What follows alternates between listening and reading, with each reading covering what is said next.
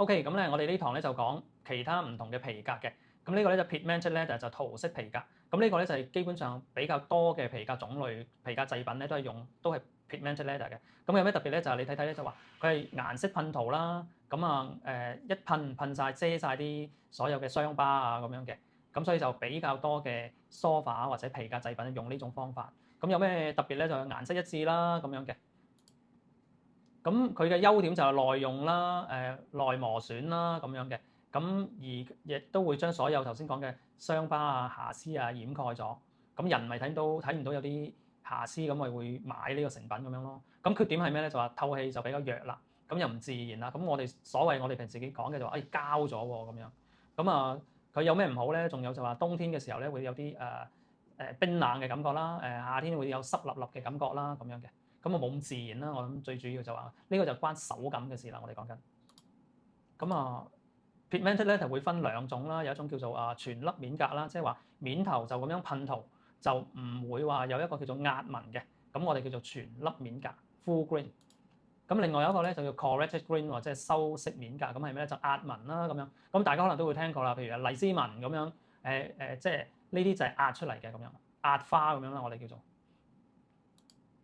咁啊，一般嘅問題 pigmented leather 會有啲咩咧？咁啊，例如啦，呢幅圖咁樣啦，有啲我哋要顏料轉移啦，通常啲牛仔褲啊、皮褸啊咁將啲顏色咁啊轉移落去啲淺色嘅皮嗰度咁樣嘅。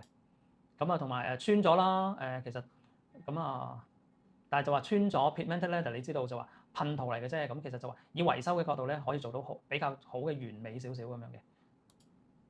咁仲有啲咩問題咧？譬如呢個啦，車座椅嚟嘅呢個咁啊，磨損啦、上落嘅位置啦，車咁樣成日會揩到人體啊，或者係褲啊咁樣，令到就話面頭嘅顏料磨損咗。咁呢啲亦都可以再重新噴塗翻、噴翻顏料咁樣嘅。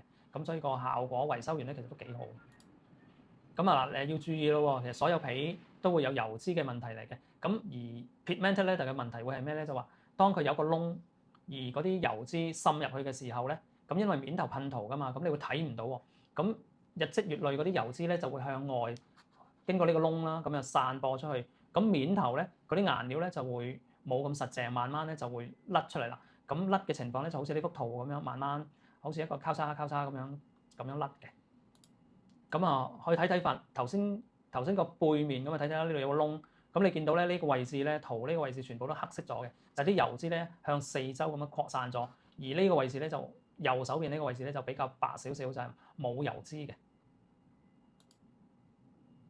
咁啊 pigmented leather 啦，咁有一個我哋叫做雙色皮革喎 two tone pigmented 喎。咁有咩好咧？就話佢有顏色咧有個對比啦。咁而呢個咧就係我哋講嘅顏色豐富啦。咁其實係咩道理咧？就話睇睇呢幅圖就好容易理解啦。紅色咧就係噴塗噴咗底色全個鮮紅色，面頭咧就會噴一個咧就比較深嘅紅色，深紅色。咁但係咧就一點一點嘅啫喎，咁啊唔係完全咧掩蓋晒個底嗰啲鮮紅色，咁會有咩效果咧？就係你隻眼去望呢個皮革嘅時候咧，就會睇到個皮革底嗰啲鮮紅色，但面頭又有少少嘅深色，咁啊令到我哋咧覺得顏色豐富，咁咪中意呢種皮革咯咁樣嘅。咁缺點係咩咧？就話因為面頭咧淨係噴咗一層比較薄嘅顏料，咁呢層薄嘅顏料就好容易甩嘅，咁一甩咗，咁你咪會即係會覺得，咦，哇，點解會甩色㗎？唔好睇喎，咁有呢個問題咯。咁但係都唔緊要嘅，以維修嘅角度就話，面頭嘅一啲顏色就可以重新噴塗翻上去嘅。咁啊，睇睇呢幅圖啦，嗱，你見到坐嗰位咧就有啲橙紅色咁樣啦，嗱，呢個就係嗰個底色啦。咁你會成張梳化咧整體睇咧，你會見到咧就話有啲地方深啲色，有啲地方淺啲色，而有少少紅橙色咁樣滲出嚟嘅喎。咁呢啲咧就叫 two tone colour 啦。咁而頭先講嘅就話，我哋可以經過噴塗重新噴翻個面色咧，咁其實就維修好噶啦。咁啊，又睇睇呢幅圖啦。嗱，呢幅圖咧就好明顯啦。左邊嗰幅圖咧，其實就話面頭嘅嗰啲深色咧，就已經我哋叫做warm off，就已經冇咗。咁呢啲冇咗點解咧？就係你因為可能坐得多啦，磨損咗啦，亦都有機會咧就話佢哋咧過分嘅清潔，咁亦都會將面頭嗰個黑色咧就會退咗嘅。咁我哋右手邊幅圖其實就話我哋經過我哋嘅維修之後咧，噴塗翻上去，令到佢回復翻佢原本嗰個樣嘅。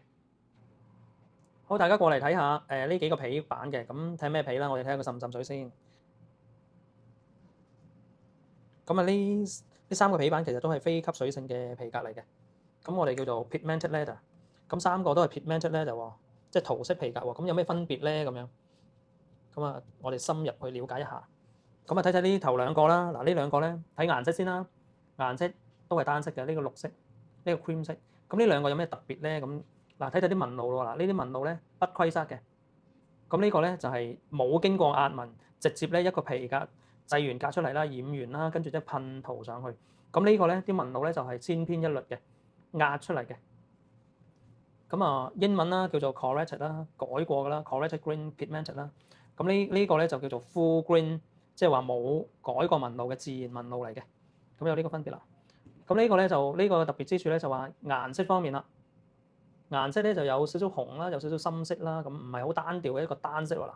呢個好重要喎，識睇雙色同單色以後都好重要，咁啊大家要注意啦。